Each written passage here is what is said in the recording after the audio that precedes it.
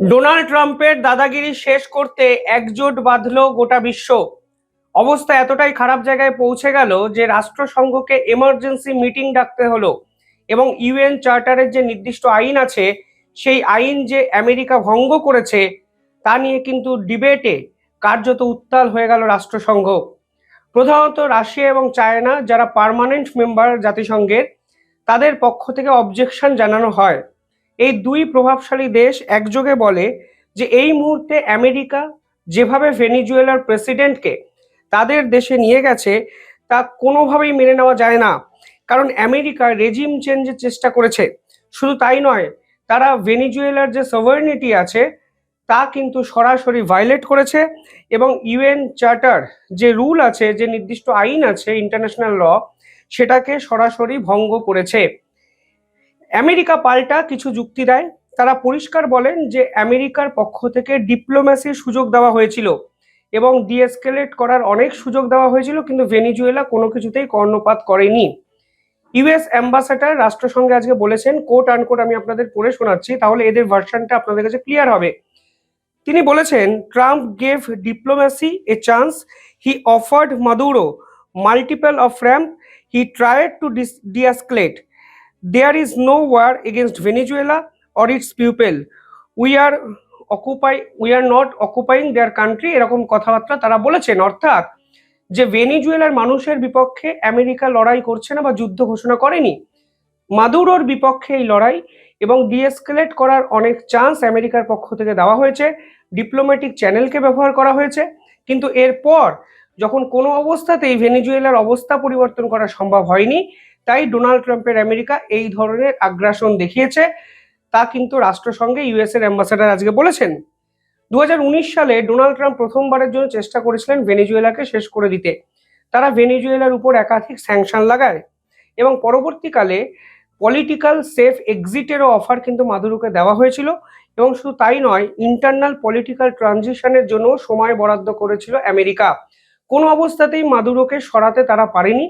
এটা কিন্তু America, specially Donald ট্রাম্পের লং টার্ম জিওপলিটিক্যাল প্রজেক্ট ছিল, যা 2019 সালে তিনি শুরু করেছিলেন।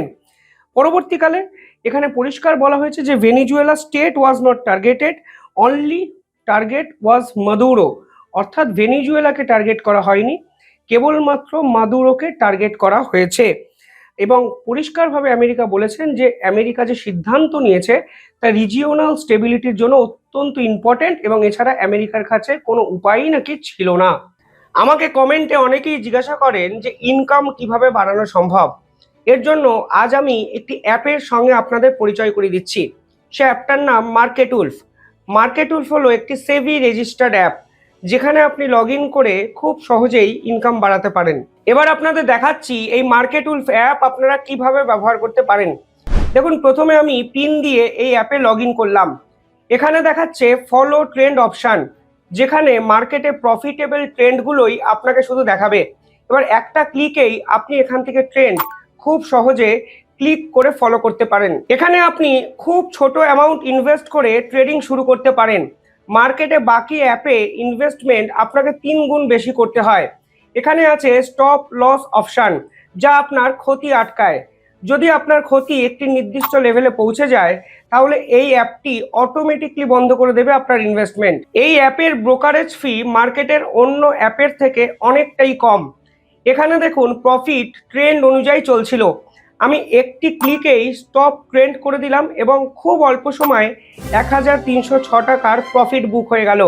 আপনি এই পুরো ফেসিলিটিটি ব্যবহার করতে পারেন লাইফ টাইম মাত্র 99 টাকা পে করে। এছাড়াও বিভিন্ন কমোডিটিস যেমন গোল্ড, সিলভার, ন্যাচারাল গ্যাস, এগুলোরও ট্রেডিং আপনারা করতে পারেন সকাল 9টা থেকে রাত্রি 12টা অবধি। মার্কেট উলফ অ্যাপ আপনাদের ফ্রিতে রেকমেন্ডেশনও কিন্তু দেয়, যেটা কাজে লাগিয়ে ডিসেম্বরে 8,606 টাকা, জুনে 70,468 টাকা, জুলাইতে 59,696 টাকা এবং অক্টোবরে 58,260 টাকা প্রফিট বুক করা গেছে। এবং এই প্রফিটের উপর মার্কেট উলফ অ্যাপ কোনো কমিশন কিন্তু লাগে না। আপনারা এই অ্যাপ ব্যবহার করতে পারেন 99 টাকা, তাও আবার লাইফ টাইমের জন্য। এবং এই অ্যাপ আপনারা ব্যবহার করতে পারেন সকাল 9টা থেকে রাত 12টা অবধি। 20 লাখের বেশি মানুষ এই অ্যাপকে কিন্তু ব্যবহার করেন। তাহলে আর দেরি কেন? আমার ডেসক্রিপশানে এবং পিন কমেন্টে এই অ্যাপের লিঙ্ক দেওয়া আছে, আপনারা ডাউনলোড করুন এবং ফিনান্সিয়াল জার্নি শুরু করুন। অর্থাৎ রাষ্ট্রসংঘে আজকে আমেরিকা তাদের এই পদক্ষেপকে জাস্টিফাই করার চেষ্টা করে। রিজিওনাল স্টেবিলিটির দায়িত্ব একা আমেরিকা নিয়ে নিয়েছে এবং গোটা বিশ্বের কাছে মাদুরো ক্রিমিনাল, মাদুরো ড্রাগ নেক্সাসের মাথা, মাদুরোর জন্য এই অঞ্চল ক্রিমিনাল অফেন্সে ভরে যাচ্ছে। তাই আমেরিকা সকলের দায়িত্ব নিয়ে রিজিওনাল পিসের জন্য মাদুরোকে তাদের দেশে তুলে নিয়ে গেছে। অর্থাৎ আমেরিকা সকলের ভালো চায়। আমেরিকান রিজিওনাল যে স্টেবিলিটি তা রক্ষা করার দায়িত্ব একমাত্র প্রেসিডেন্ট ট্রাম্পের। অর্থাৎ আমেরিকা সর্বসের্বা, সকলের কথা ভাবে, এই ধরনের একটা চিন্তা ভাবনা আজকে রাষ্ট্রসংঘে আমেরিকার পক্ষ থেকে পরিষ্কার করা হয়েছে। চায়না অফিসিয়াল একটি স্টেটমেন্ট আজকে দিয়েছেন, যেখানে তারা বলেছেন Beijing was deeply shocked by US move. অর্থাৎ কমপ্লিটলি শকড চায়না, অবিলম্বে মাদুরোকে ছাড়তে হবে এবং মাদুরো যে বেঁচে আছেন এই গ্যারেন্টি আমেরিকাকে দিতে হবে। রাশিয়া বলেছেন যে অ্যাক্ট অফ আর্মড অ্যাগ্রেশন, অর্থাৎ অস্ত্রের দ্বারা জোর করে আগ্রাসন দেখিয়েছে আমেরিকা, ফলে কোনো অবস্থাতেই এটি মেনে নেওয়া যায় না। ভেনেজুয়েলার অ্যাম্বাসেডর আজকে বলেছেন আমেরিকার এই পদক্ষেপ armed attack without any legal justification, কোনো কারণ ছাড়াই, লিগাল কোনো পয়েন্ট ছাড়াই এই ধরনের মুভ আসলে আর্মড অ্যাগ্রাসন, অর্থাৎ অস্ত্র নিয়ে ঝাঁপিয়ে পড়া আগ্রাসন নীতি, যা গোটা বিশ্বের প্রতিবাদ করা উচিত। রাষ্ট্রসংঘের ইন্টারন্যাশনাল ল নিয়ে এবার কিছু কথা বলা যাক। কেন আমেরিকার বিপক্ষে আজকে ক্ষোভ প্রকাশ করলো গোটা দেশ?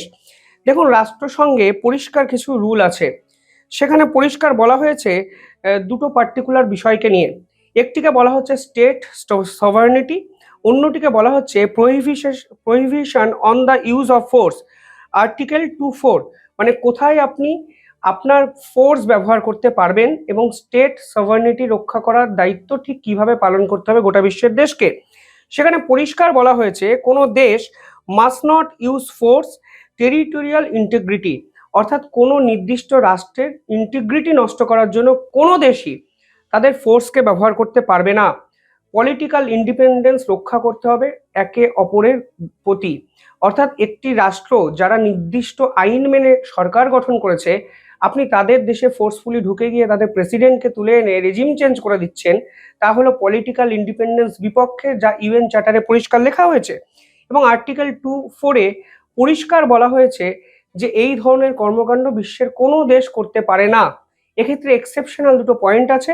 দুটো পয়েন্ট হলো ইউএনএসসি অর্থাৎ ইউনাইটেড নেশনস সিকিউরিটি কাউন্সিলের অথরাইজেশন ছাড়া একটি রাষ্ট্র অন্য রাষ্ট্রের রেজিম চেঞ্জ করতে পারে না, ফোর্সফুলি সেই রাষ্ট্রের টেরিটোরিয়াল ইন্টিগ্রিটির উপর আঘাত আনতে পারে না।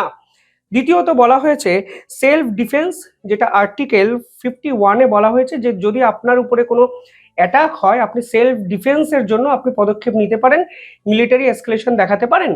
আমেরিকার পক্ষ থেকে এই সেলফ ডিফেন্স পয়েন্টটি কিন্তু তুলে ধরা হয়েছে রাষ্ট্রসংঘের মঞ্চে।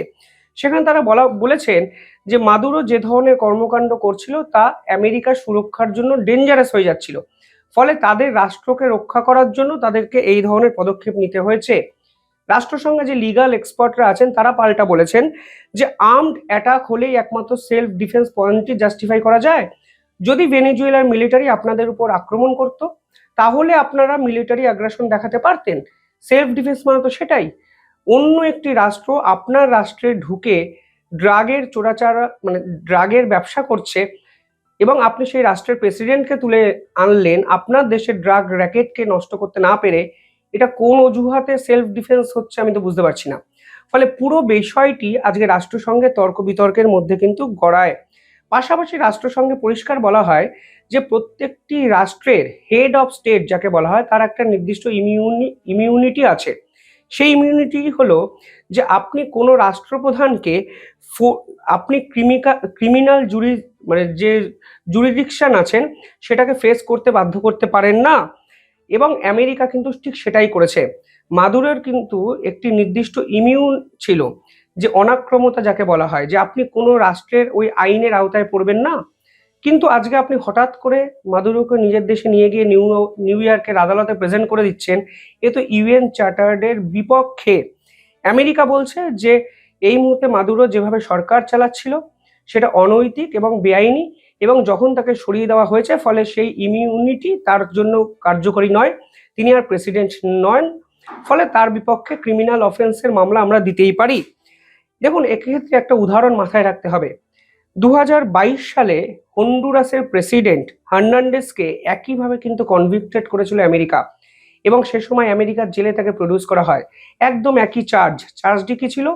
চার্জটি ছিল এইরকম drug offence, American self defence oriented একাধিক বিষয়। ফলে আমেরিকার জেল পরবর্তীকালে তাকে 45 বছরের সাজা শোনান।